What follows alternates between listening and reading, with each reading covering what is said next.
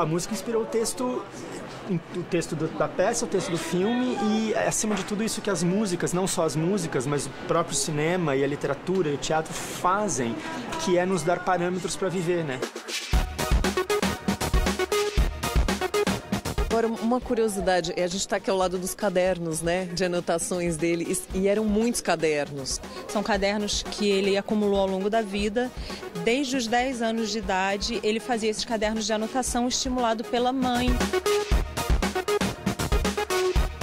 São Paulo tem essa escola, assim, a escola, acho que de arte que a gente vê é a escola da rua. Como é que o dono do boteco reagiu quando chegou aqui e encontrou essa obra de arte, né? Vou perguntar pra ele, porque... Tá bonito, tá feio, tá bonito, tá bom. Pra mim tá bom. O que você falou? Que eu sou bonita? Por que você resolveu falar isso pra mim, que você não me conhece? Mas você não acha que é meio agressivo? Tá bom, obrigada. Não, acho que você não precisa dar sua opinião. Sinto que tá sendo um sonho realizado. É o trabalho exposto, né? Que uma pessoa vê e não fica dentro do armário só para a família ver. Todo mundo tá indo lá e tá vendo. Oi, eu sou Clarice Falcão, eu sou cantora, compositora e atriz e vou indicar alguns livros para vocês que foram importantes para mim. Saudade é um bicho estranho, de natureza selvagem, porém de fina engrenagem, crescendo a perder tamanho.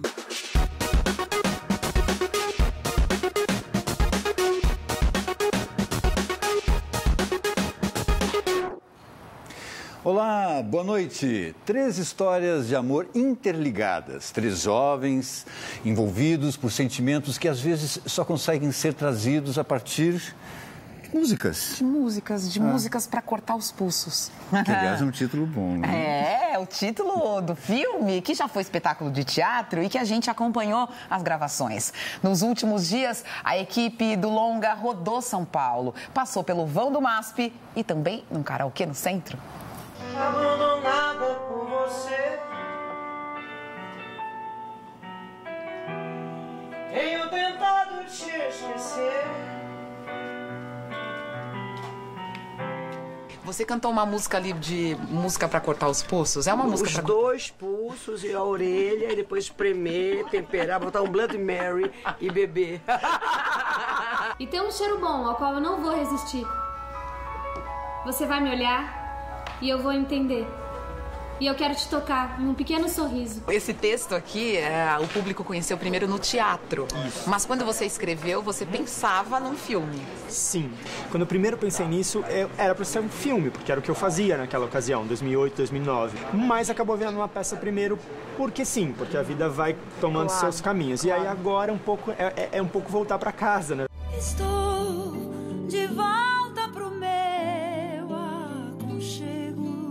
Como é que você fez essa transposição? Ou se existiu essa transposição? Como que as coisas estão funcionando? Não, existe muito a transposição e ela é a parte mais difícil. Por 2 motivos. Primeiro, porque pelo óbvio, que são linguagens muito diferentes. Então, no teatro eram 3 monólogos. Então, quando eu tô aqui te contando uma história que eu já vivi, é muito diferente de ver cada um desses fatos da história acontecendo. O que acontece no filme, que é diferente da peça, primeiro que a gente tem no filme muitas outras personagens que na peça não existiam, né? A peça eram 3 personagens em cena, 3 atores, 3 monólogos, 3 visões sobre a mesma história de amor, perspectivas diferentes. No filme a gente tem outras 1000 personagens. Enquanto o pouco o mundo cai, sobrevivendo aos temporais. O amor é a própria natureza se defendendo. A gente passa o filme junto com esses 3 personagens, né? Não chega a ser um triângulo? Isso conta alguma coisa do filme? Acho que inevitavelmente, se a gente tem 3 protagonistas e o filme tá falando sobre amor, é um triângulo amoroso, né? Não é mais a minha voz. Ela não é pra você mais uma carícia, como antigamente? Fazer a Isabela, depois que eu já fiz no teatro e agora no cinema, tem uma carga emocional muito forte também, né? Então tem todo um passado que cria um laço mais forte com essa história e com essa personagem. O fato de estar tendo a oportunidade de viver o Ricardo outra vez agora nessa outra linguagem no cinema é muito importante, porque eu venho com uma carga desse personagem de 8 anos de história desse personagem. Então, cada vez que a gente ia ensaiar e discutir, eu tinha um pensamento próprio de personagem. Às vezes, para dar uma opinião, eu falava, não, mas espera, o Ricardo não faz isso, ele não faria isso, ele faria isso aqui. Você viu muitas vezes? Eu vi muitas vezes a peça, vi muitas vezes. Vi com elencos diferentes, vi com a Mayara, vi com a Marisol. Então você bateu na porta dele e pediu pra fazer esse personagem, não é possível, você viu? Então, aí eu fui ficando muito amigo do Rafa, e aí, ano passado, ele chegou e falou, bom, acho que é você. Não se afobe não, que nada é pra já. É um filme para adolescente? Eu não diria adolescente, eu diria corações juvenis. Porque eu acho que corações juvenis tem de 15, 20, 30, 40, 50, 60 anos. Uma das coisas que eu mais gosto é essa ideia de que quando você ama alguém, ou você é correspondido ou não, você tem tantas coisas para se apegar, para traduzir tudo isso que você sente, né? Porque é tão inexplicável, né? O amor, o sentimento, a angústia, a saudade, todas as coisas que estão junto com, que vêm junto com o amor. Elas, que é isso? Nossa. Como acabar com a minha entrevista? Você deixou eles fazerem isso? Ele não deixou vocês fazerem isso. Não sei viver sem ter você. Bem, nesse filme a música tem um papel fundamental e participações de cantores e cantoras nos ambientes onde circulam os personagens. O diretor musical Marcos Preto convocou um timaço. A Fafá de Belém você já viu, tem também Tim Bernardes, a Maria Gadu, Maurício Pereira, a Clarice Falcão, que apareceu bem rápido no finalzinho da matéria. Quer mais Clarice Falcão? A gente aproveitou a passagem dela por São Paulo para ouvir algumas dicas de leitura. Oi, eu sou Clarice Falcão, eu sou cantora, compositora e atriz e estou aqui para falar um pouco de livros. Eu gosto muito de ler, sempre gostei desde que eu era adolescente, então eu vou indicar alguns livros que foram importantes para mim de alguma forma.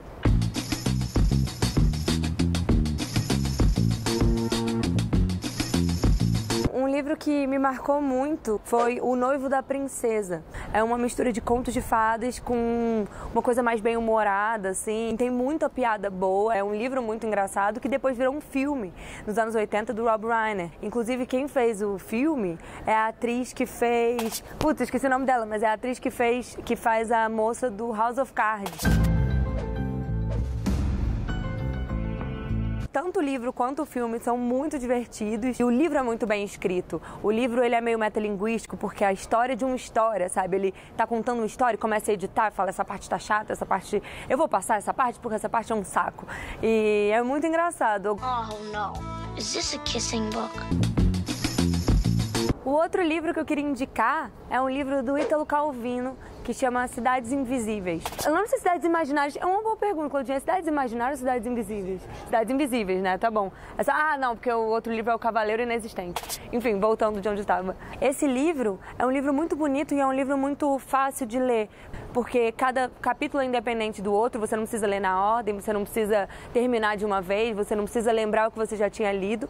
Cada capítulo é ele descrevendo uma cidade que ele inventou. O interessante é que dependendo da edição que você pegar, os desenhos são os mais diferentes. Então, para cada cidade tem um desenho específico, ele tenta descrever como a cidade é, como são as pessoas que vivem nessa cidade. É muito poético, assim, é quase um livro de poesia, mas é prosa. É um jeito de ver o espaço de outra forma, sabe?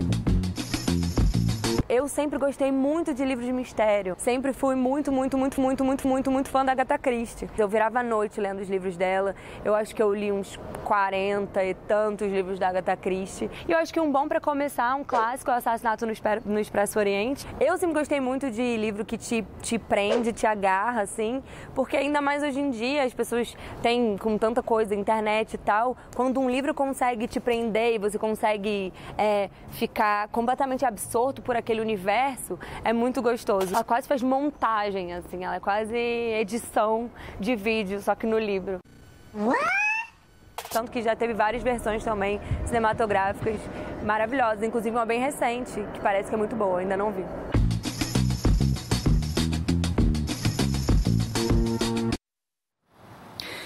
O escritor norte-americano Philip Roth é considerado um dos maiores romancistas do século XX. Roth morreu na última semana, aos 85 anos.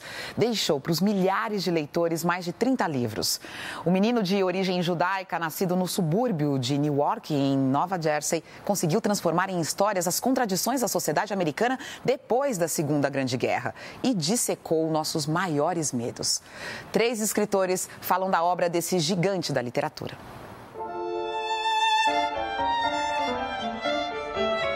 Grande lástima saber que o Philip Roth se foi, né? Mas fica a literatura, né? E para mim fica a lembrança do meu começo literário. Na verdade, eu era um jovem angustiado, enfim, com os problemas de amor, da família judaica, né? Muito fortes. Então, quando eu li o Complexo de Portnoy, aquele personagem, Alexander Portnoy, eu virei aquele personagem. No meu primeiro livro de ficção, eu falo dele o tempo inteiro. It felt very natural to me to write it. My friends and I, we all joked like this. We've been joking like this since we were in high school. So you like this girl? I like a lot of girls. And she likes the Jews? One. Me. Ele surge fazendo muito sucesso com o Complexo de Portnoy, que é um livro raro porque coloca o humor engraçadíssimo dentro da literatura séria, vamos dizer assim. E o que surpreende é que daí em diante ele poderia ter tomado isso como uma fórmula, né? Ter se tornado uma espécie de Woody Allen da literatura e ter seguido em frente nessa pegada do humor. E aí ele muda completamente. Já no Teatro do Sabá esse humor vai ser autoderrisório, vai ser já mais corrosivo, te oferece uma empatia, depois puxa o tapete, vai nesse contraditório o livro todo.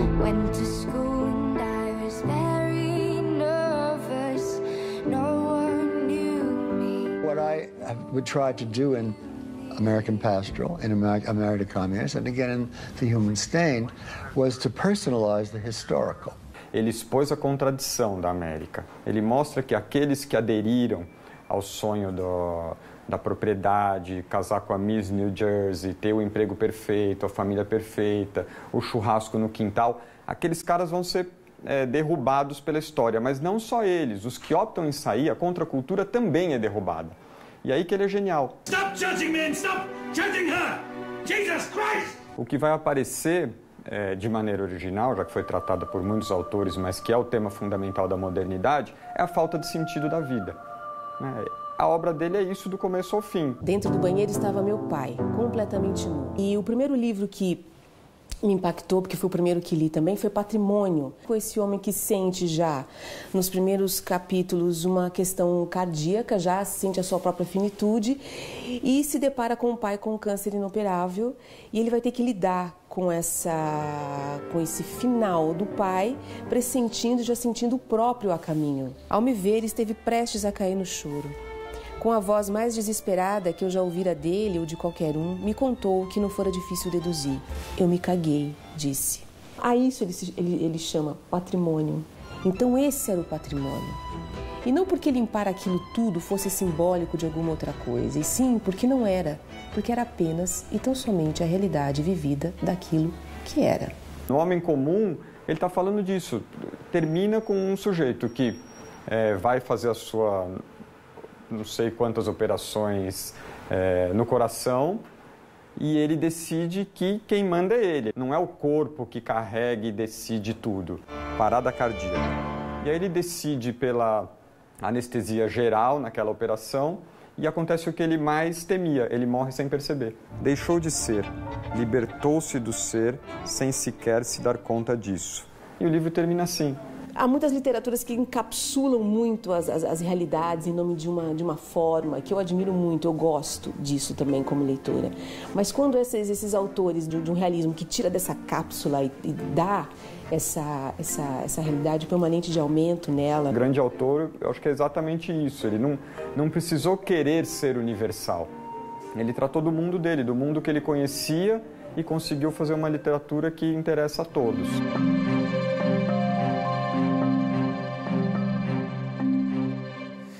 Bem, você já parou para pensar quanto tempo você gasta vendo vídeos no YouTube? Agora, a própria plataforma vai dar aos usuários a chance de fazer esse controle.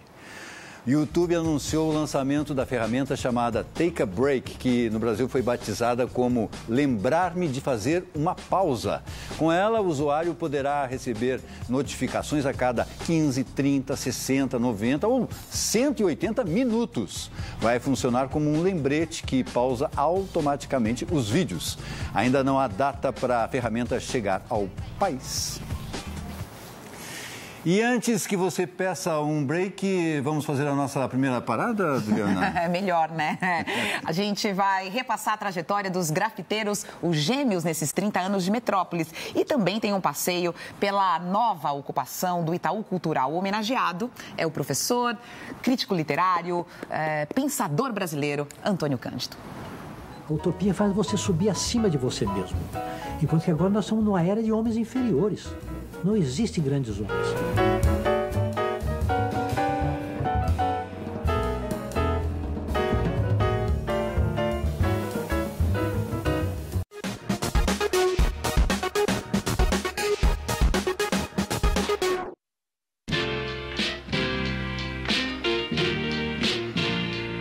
A gente sempre desenhou muito, desde pequeno. Grafite é uma coisa que veio bem depois e é uma coisa paralela, né? O que a gente encontrou no desenho é uma forma de brincar, primeiro. Eles fizeram o mesmo desenho, estando em classes separadas? Em classes separadas. O mesmo desenho foi distribuído um folheto para que se fizesse um desenho e o tema era a festa junina.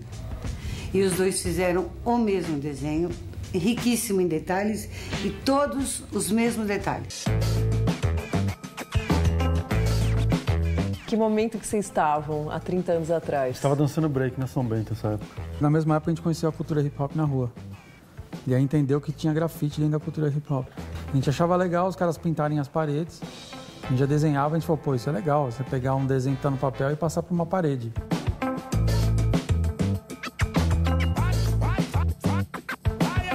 Para nós, os anos 90 foi tão essencial quanto os anos 80.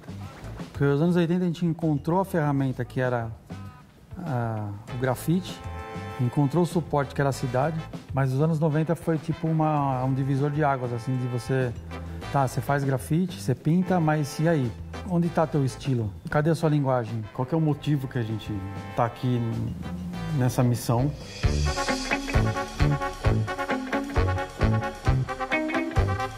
De que forma fazer isso aqui, com esses detalhes, essa delicadeza em spray? Porque o spray tem um traço grosso. A gente chegou nisso aqui, nesse traço fininho, assim. Esse contorno que é feito tudo com spray, essa tela inteirinha é feita de spray. Uma das últimas coisas que a gente faz é o contorno do desenho. Quer dizer, se você apertar um pouquinho mais, você... Devem ter estragado algumas telas, não? Não, estraga o braço de você ficar apertando tendinite.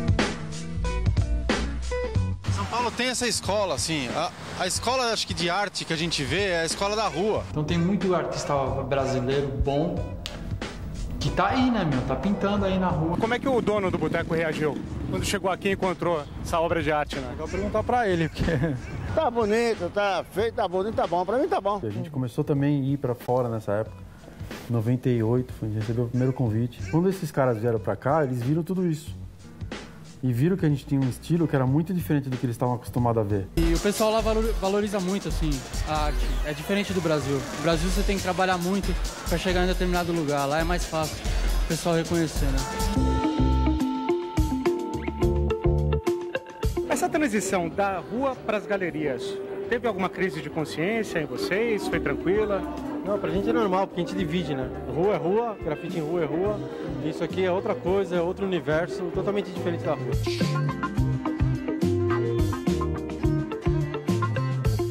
Pra nós, a gente tá feliz só de ter o traço que a gente tem. Tudo tem alguma coisinha que significa um negocinho, que tem uma ligação com uma outra tela, tudo tem um porquê. E a gente não gosta muito de explicar o que é. A cultura hip hop nos deu essa informação, a gente absorveu isso, transformou ela nisso que a gente pinta e hoje a gente pode usar qualquer elemento, qualquer forma de se expressar que a gente sabe que vai dar certo dentro da nossa linguagem de desenho. A gente consegue hoje envolver música dentro dele, a dança dentro dele, o DJ dentro dele. Acho que pra gente é muito simples, assim. Primeiro foi a linguagem mais clara, mais verdadeira, sincera de a gente se comunicar entre a gente, primeiro. De a gente se entender. E depois vem família, amigos. Você descobre um universo tão legal, um lugar tão gostoso de você estar e se sentir bem, que você quer dividir isso com as pessoas que você gosta. Até pessoas que você não conhece.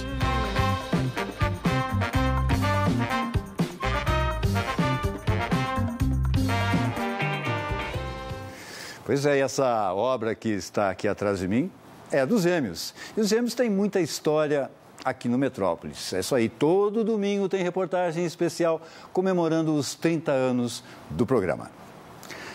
Sociólogo, educador, militante, político, crítico literário. A 40ª edição da Ocupação Itaú Cultural presta uma homenagem a um dos maiores intelectuais brasileiros, Antônio Cândido, que nos deixou há um ano. A neta é uma das curadoras da exposição e, por isso, separou raridades do acervo pessoal do avô. Em árabe, Daher é puro, Cândido, branco. Anton Daher é Antônio Cândido. Dessa exposição é um ensaio dele, O Direito à Literatura. O Direito à Literatura é um ensaio de 1988, escrito para uma palestra que ele deu a pedido da Comissão de Justiça e Paz da Arquidiocese de São Paulo, e ele foi a nossa inspiração para a construção dessa ocupação. Sim, ele entendia o direito à literatura como um direito fundamental e, portanto, um direito humano. E isso, para mim, é genial. Quer dizer, você trazer a literatura para um ponto como direitos humanos. Isso é não só genial, como isso é vanguardista. Agora, uma curiosidade, a gente está aqui ao lado dos cadernos, né, de anotações dele, e eram muitos cadernos. São cadernos que ele acumulou ao longo da vida. Desde os 10 anos de idade, ele fazia esses cadernos de anotação estimulado pela mãe, que, percebendo que ele era um leitor voraz e muito estudioso, o estimulou a fazer anotações de trechos das obras literárias que ele mais gostasse, eventualmente observações sobre esses textos, pequenas observações sobre os autores que o interessavam. Então, desde muito menino, ele estabeleceu essa disciplina de manter cadernos de anotação. Uma coisa que eu achei absolutamente linda, né? Que ele revisava os seus próprios textos anos depois. Mas não assim revisava, e tem vários artigos de jornal, mesmo textos publicados já. Ele ia lá e revisava estilisticamente algumas ideias, né? Onde eu estava com a cabeça quando eu escrevi isso. O crítico de rodapé, o crítico semanal, é como pintor de aquarela. Ou a pincelada vale, ou a pincelada não vale. Quer dizer, ou vai ou racha. Bom, além desse sociólogo, crítico literário, essa pessoa né, que Antônio Cândido foi, ele também foi um forte militante. Aqui tem uma série de cartas dele, uma troca de cartas dele com o MST, quando o Movimento dos Trabalhadores Sem Terra o convidou para dar nome, para batizar a biblioteca da Escola Florestan Fernandes. E ele então diz que, por favor, não deem o meu nome para a biblioteca porque eu ainda estou vivo e apenas pessoas mortas dão nomes a bibliotecas. Mas então, quando ele faleceu, o MST batizou a biblioteca da Escola Florestan Fernandes com o nome de Antônio Cândido. Fala que é desde a fábula, né? Desde a história da tartaruga até Dostoiévski. O ser humano tem que ter esse crescimento na leitura, né? Sim, ele fala sobre a necessidade do que ele chama de efabulação. A necessidade de imaginar, a necessidade de fantasiar de todo ser humano, em todas as culturas, em todas as camadas sociais, que isso está presente em todas as sociedades, a necessidade de fantasiar, de fabular, e que, portanto, se isso está presente em todas as sociedades, isso deve ser considerado como um direito fundamental. Não tem como inovar sem ter memória, não tem como ter inovação sem ter conservação. Então, trazer o Antônio Cândido para cá é também não só revelar mais facetas desse grande intelectual, grande pesquisador, mas também é colocá-lo em contato com as novas gerações, né? Estamos agora vivendo essa coisa duríssima, fim das utopias, que gera uma coisa muito estranha, porque a utopia cria o homem superior. A utopia faz você subir acima de você mesmo. Enquanto que agora nós estamos numa era de homens inferiores. Não existem grandes homens.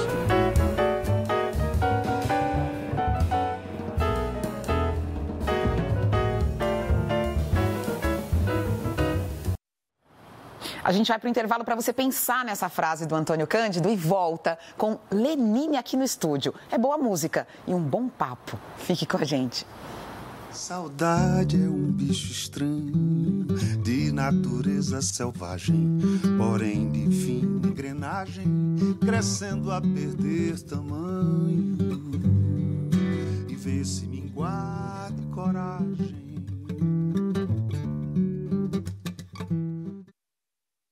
A história de 3 mulheres que vivem em 3 capitais diferentes e têm o mesmo medo. A insegurança de circular pelas ruas. O documentário Chega de Fio-Fio, que acaba de entrar em cartaz, retrata o que tantas mulheres sentem caladas no dia a dia. A ideia do documentário surgiu depois da campanha Think Olga, uma iniciativa feminista de 2014 que trouxe o tema do assédio ao centro dos debates. Na verdade, eu não sei se eu tenho medo de passar em uma rua deserta e não ver ninguém, ou se eu tenho medo de achar alguém no meio do caminho, entendeu?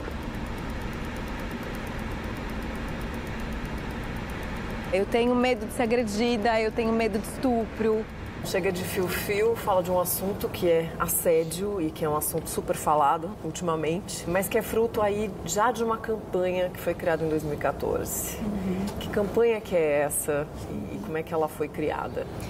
A campanha tem o mesmo nome do filme, ela foi criada em 2014 pela Think Olga, que é uma organização feminista aqui brasileira, pela Juliana de Faria. E elas lançaram primeiro uma pesquisa que falava sobre assédio, como as mulheres se sentiam, e descobriram pela pesquisa que 99,6% das mulheres já tinham sofrido assédio nas ruas. A gente também sentiu muito isso, né? Quando a gente se deparou com aqueles dados, a gente falou, nossa, a gente também não está sozinha, a gente também sente isso. Então, apesar da Juliana ela ocupar um lugar de especialista, que ela, durante esse tempo todo, ela se dedicou a esse assunto, a essa causa, a essa luta, eu acho que essa história pessoal dela foi o pontapé inicial e isso é comum a todas nós, né? Eu não achei legal. Tá bom, obrigada. Não, acho que você não precisa dar sua opinião. Acho que o documentário ele é uma ferramenta que traduz grandes conceitos para o campo do sentir, né? E a gente tentou se aproveitar dessas formas de narrativa, com óculos, com microcâmera, os diários de gravação das próprias personagens que elas mesmas faziam. Os homens estão acostumados a se relacionar com o nosso corpo como um objeto. E a partir do momento que essa mulher ela tem voz, ela se torna sujeito. E acho que eles não estão esperando que a gente reaja, que a gente seja sujeito, que a gente tenha voz, que a gente se incomode ou que a gente, Então acho que a gente quebra ali uma invisibilidade e acho que as mulheres elas acabam usando o próprio corpo que está sofrendo essa agressão, essa violência como um instrumento de denúncia.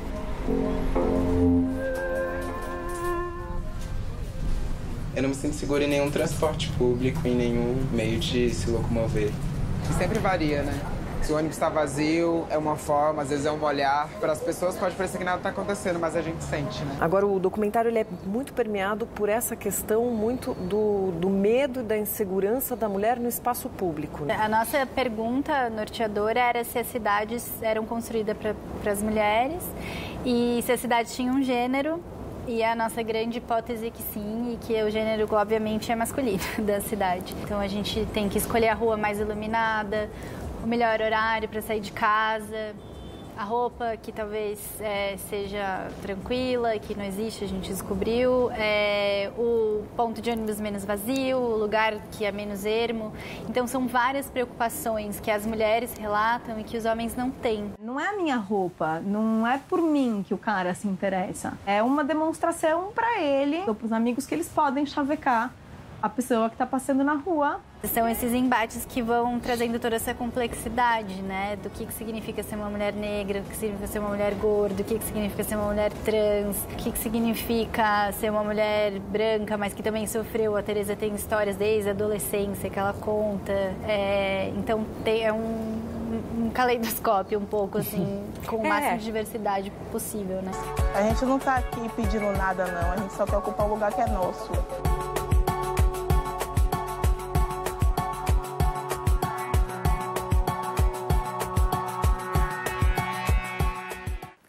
É hora de música aqui no estúdio. E um convidado que a gente fica sempre muito feliz quando aparece aqui no Metrópolis, Lenine, que está lançando o seu 13º trabalho, Em Trânsito. É o Lenine pensando no seu processo, pensando na sua obra de maneira diferente. E também pensando no Brasil. Vamos ouvir?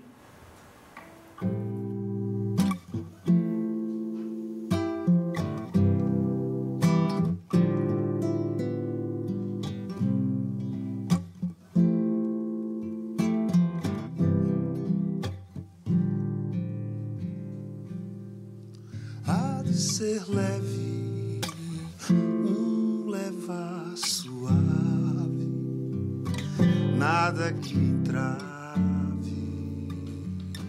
nossa vida breve, tudo que me atreve a seguir de fato o caminho exato da delicadeza e ter a certeza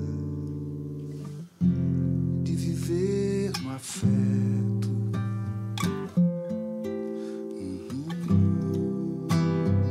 Só viver no afeto.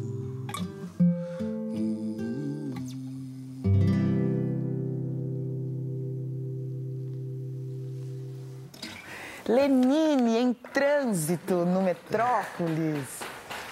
É isso, Chega Lívia, mais, Lenine. Estou chegando. Que bom você aqui tá com a gente. Você. E eu já tô aqui, ó, com um vinilzão. É verdade. Que delícia que as pessoas estão fazendo vinil de novo, né? Sempre. Faz uns anos, vai. Uns 10. Eu acho que nunca deixou de fazer parte do universo do audiófilo. O cara que gosta do som, gosta desse tipo de profundidade que o vinil nos dá. Então, acho que isso não mudou. Agora, é muita mudança. Na verdade, o título Lenine em Trânsito é muito fruto desse estado de eterna mudança que a gente está vivendo, sem ter a mínima ideia nem noção de onde isso vai dar. Mas será que a gente já teve algum dia noção de onde vai dar as coisas? Eu acho que a gente se engana achando que tem. Talvez passe um pouco por aí, né? E quando uma crise te pega, você fala, não sei para onde vai parar. Mas é uma crise muito estranha porque envolve Rapaz, é exacerbado. Está em todos os setores da sociedade. Dissimulação, mentira e descaramento. Que as pessoas falam uma coisa e fazem outra. É verdade. E isso está em todas as esferas.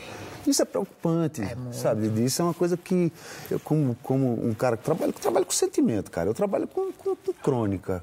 Então isso realmente me botou assim contra a parede, a ponto de eu questionar se eu tinha desejo e vontade de continuar fazendo o que eu faço como cronista. E aí, quando você se questionou, o que te levou a ter a certeza que você deveria continuar a fazer o que você faz? É porque eu sinto isso sempre. Entendi. Eu sempre sinto isso, eu sou movido a esses questionamentos. Entendi. E sempre tentando burlar, de alguma maneira, uma sensação de repetição que a nossa carreira pode dar a impressão. Claro. Né? Porque tem uma mecânica de fazer. Você chega no estúdio, vai lá, se maquia, bota roupa e tal, testa o som. Tudo isso é um ritual. Né? E você tende a ter uma sensação de repetição. Então é fundamental para mim assim, mudar as mecânicas das coisas. Porque você mudou a mecânica das coisas aí. Quer dizer, você não ficou 6 meses no estúdio com esse disco, você começou com um show. Isso aí. E mais, fazendo com que o grupo, essa assinatura coletiva que eu tenho há tantos anos, que ao longo desses anos transformou e adaptou os discos que fazia no estúdio para o palco, eu botei o foco neles. Então isso deu uma autoralidade, assim, uma assinatura coletiva da gente que é muito bacana. A banda criou com você a música, os arranjos ali nesse show. Isso, e eu quis de alguma maneira exorcizar o violão. Aí as canções novas eu mostrei sem o violão. Porque eu achava que o violão está tão presente como uma projeção de mim, que quando eu mostro alguma coisa, está impregnada de... Já tem o baixo, já tem bateria, já tem um bocado de coisa ali. É verdade, o seu violão é... E se eu tiro isso, eu abro uma janela diferente para eles exercitarem. A bem da verdade, teve algumas canções que eles... Mas como é que tu compôs? Aí só fiz assim, não, então, mas tem que tocar. É o caso do Bicho Saudade, que terminei continuando tocando. Mas isso foi um exercício também. Mas no show, nesse show aí, é um show que você até quis abandonar essa sonoridade do violão, quis deixar tudo mais... não é nem abandonar, é procurar outros caminhos. Tá bom. E o exercício da palavra, que eu nunca me permiti como intérprete.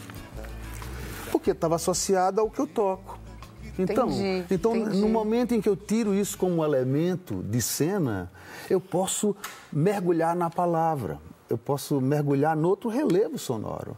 Até como cantor, que é uma coisa que, para mim, nunca foi um objetivo, né? Você quis fazer diferente, você buscou esse caminho e me parece que você está feliz com esse resultado e com o processo, que também vai virar que também tem outros produtos aí.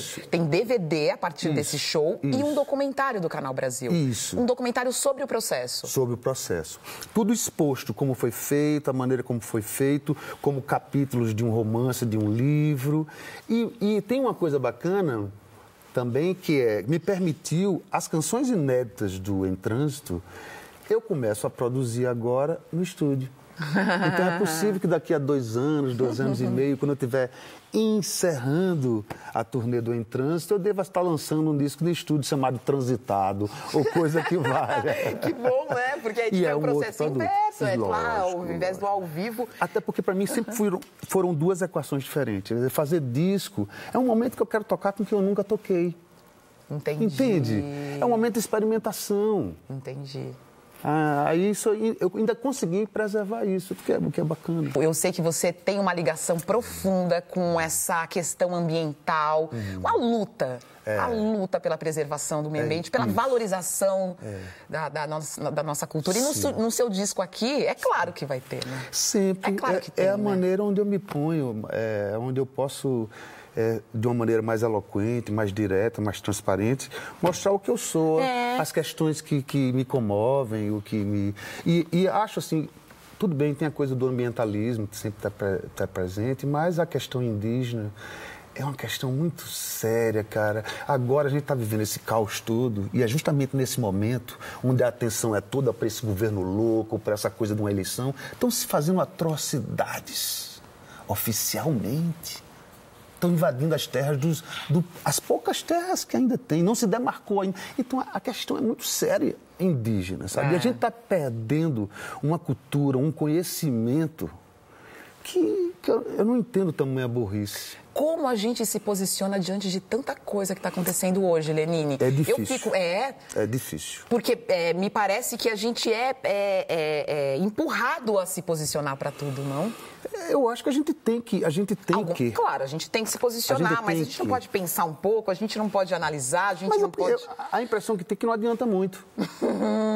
Poxa vida. Porque é muito descarado, gente. Pelo menos os 3 poderes, o que está acontecendo, a intervenção no Rio... Rapaz, sabe, é tudo muito descarado. É tudo muito descarado. É muito descarado. E a sua primeira música, o single, o clipe, né? Intolerância? Sim. Intolerância. É o primeiro single do... do Em Trânsito. Passa um pouco por aí, né? Por essas ideias todas que estão circulando, as pessoas não estão se ouvindo. E é uma grande vedete hoje em dia, a intolerância. Ela está presente em tudo, né? Em tudo. Em tudo ela é. E essa coisa de você vivenciar um avatar dentro da rede, não é você, é outra coisa. É um você que você desejaria ser e não é. E sobre a égide do oculto atrás da tela, ele acha que pode exercitar isso. Aí é muito louco. Talvez a solução, eu não sei se existe solução, você falou nessa música agora que você cantou, que é linda. Leveza, leve e suave. Leve e suave, que a gente viver no afeto. Isso. Eu achei tão lindo isso, viver no afeto. Meu pai sempre falou que a maior tecnologia que o homem já inventou foi a tecnologia do afeto. Eu concordo com ele. Porque abre a nossa mente, abre os nossos ouvidos, abre o nosso coração, afeto tem esse poder. E se pôr no lugar do outro, né? Isso é um ato de afeto, né? Ai, que bom que você está aqui, né? Você pode cantar mais uma música pra gente? Lógico, vai ser Qual é que você vai cantar? Você sabe? Já que eu sou brasileiro. Ah, já que eu sou brasileiro, vamos? Então vamos. Lenine no Metrópolis. Lenine, que a gente está tendo o prazer de receber aqui para falar do seu 13º trabalho, Em Trânsito, que já está aí nas plataformas digitais e que depois vai ter DVD e vai ter documentário e vai ter Lenine para a gente não cansar. Eu não canso. Vamos?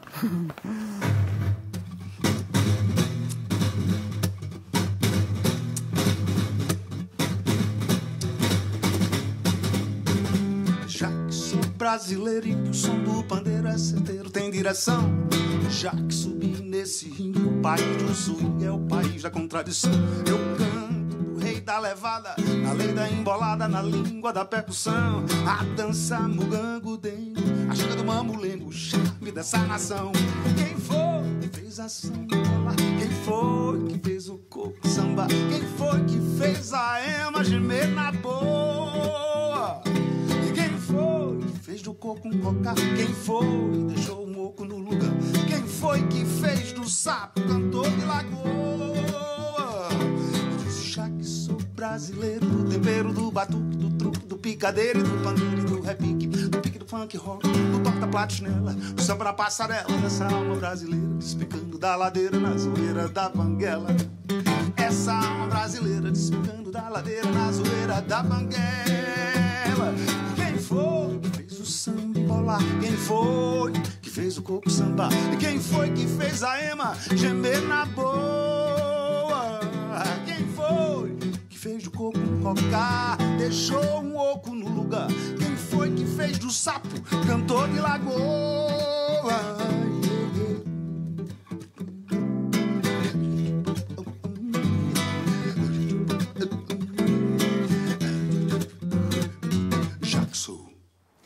Obrigado, Lenine. Até a próxima. E agora vamos com o nosso giro pelo mundo das artes visuais.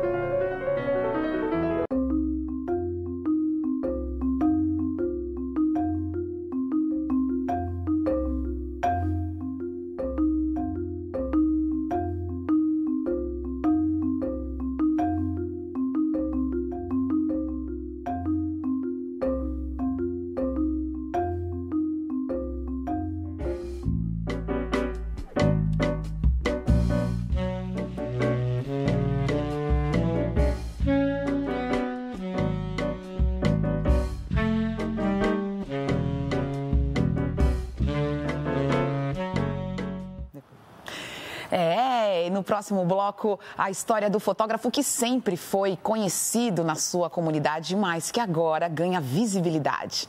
Daqui a pouco. E elas te chamavam para que tipo de evento, Afonso? Pra tudo. Se comprasse uma roupa, não era nova, né? Uma roupa mais ou menos, já tinha que te fotografar. Comprar um ventilador, vão tirar foto. Comprar uma televisão, muito mais ainda.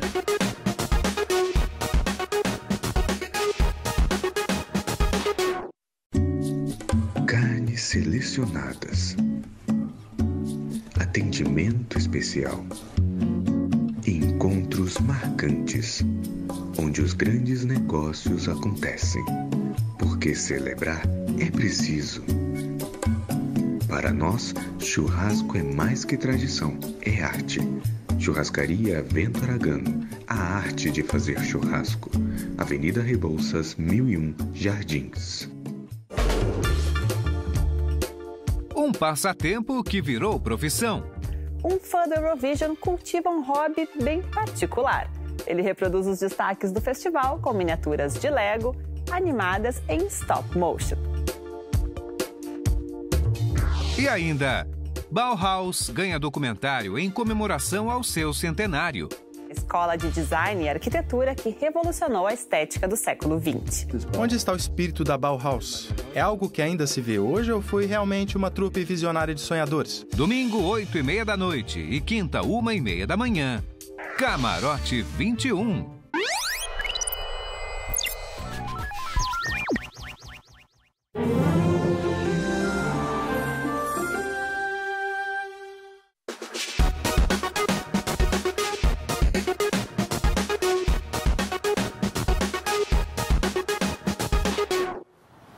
Quando trabalhava varrendo as ruas como gari, o seu Afonso Adriano Pimenta sempre passava na frente de uma loja de fotos. Ele olhava e sonhava, eu quero ser um fotógrafo um dia. E ele realizou o sonho.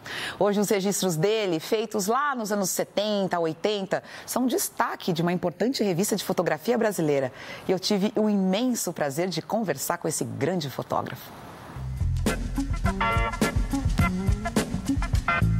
Afonso, sabe como eu vou começar essa entrevista? Sim. Dizendo que a primeira vez que eu olhei as suas fotos, eu fiquei querendo saber quem eram essas pessoas.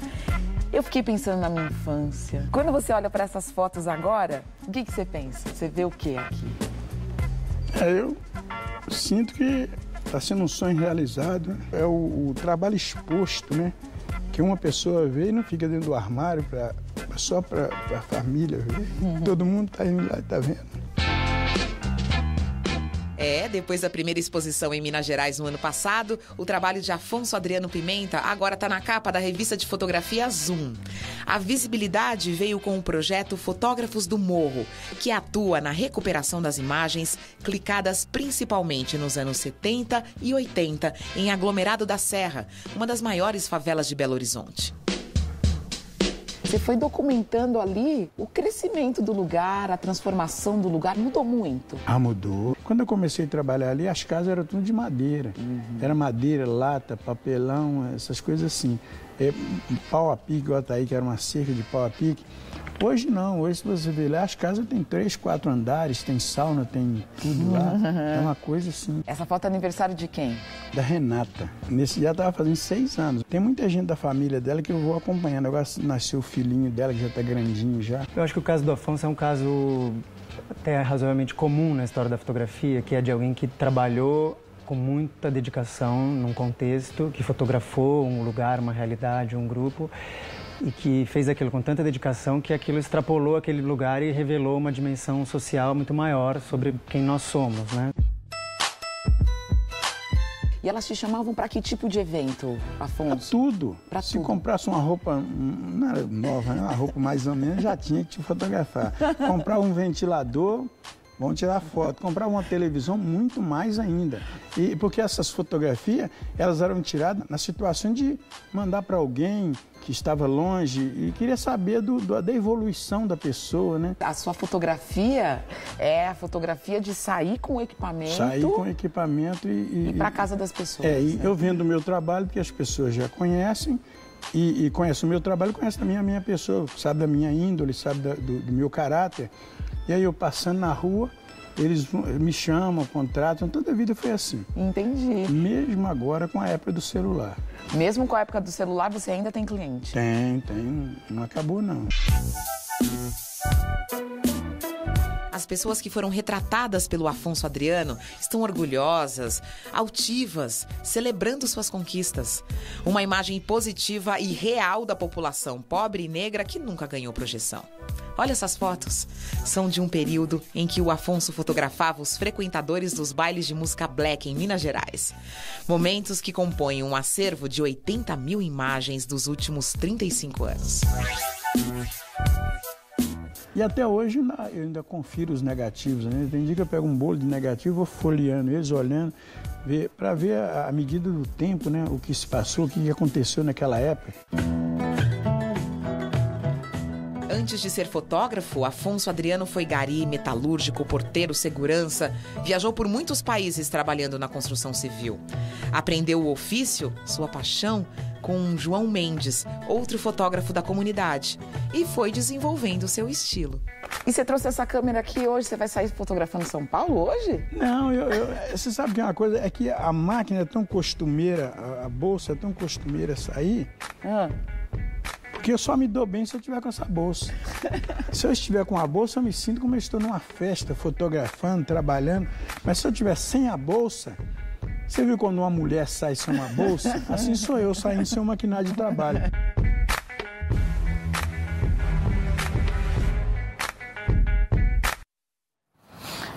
Adorei entrevistar ele. Estou emocionada agora só de ver de novo. Percebi. Bom, o Metrópolis de hoje termina com um novo clipe da Marina Lima, Árvores Alheias. E ela mandou pra gente em primeira mão, hein? A faixa tá no álbum Novas Famílias, nada menos que o 20º da carreira dela. Um show maravilhoso. Cunha Júnior, fã. Sucesso completo. Sou super fã. O vídeo revela a Marina Lima atriz. Ele mostra imagens do longa que ela rodou com o diretor Esmir Filho, que, aliás, também dirige o clipe. Né? O filme, chamado Verlust, está em fase de finalização e será lançado no ano que vem. Então pronto, um beijo para vocês. Até terça. Tchau, tchau.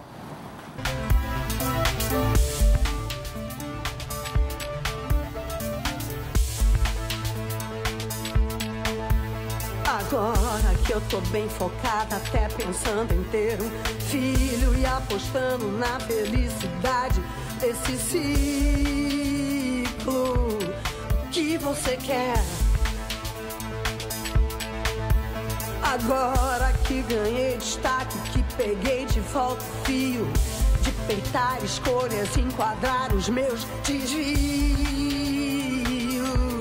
O que você quer?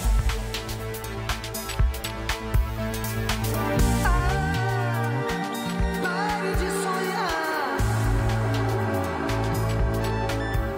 com histórias velhas que o tempo levou. Anos pra superar. E agora que fiquei esperta, cheia de outros planos, agora que o amor deu certo, sem mais abandonos.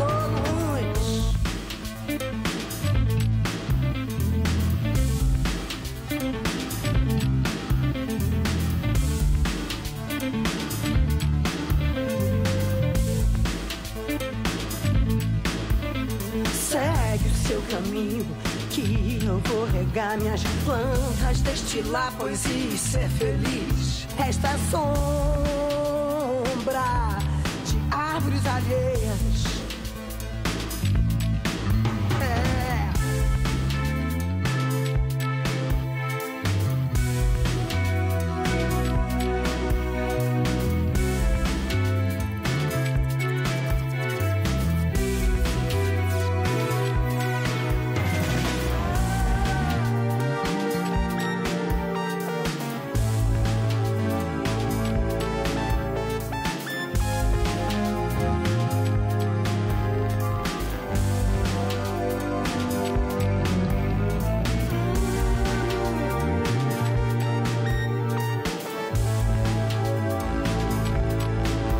E agora que fiquei esperta, agora que o amor deu certo, segue o seu caminho, que eu vou regar minhas plantas, destilar poesia e ser feliz. Esta sombra de árvores alheias.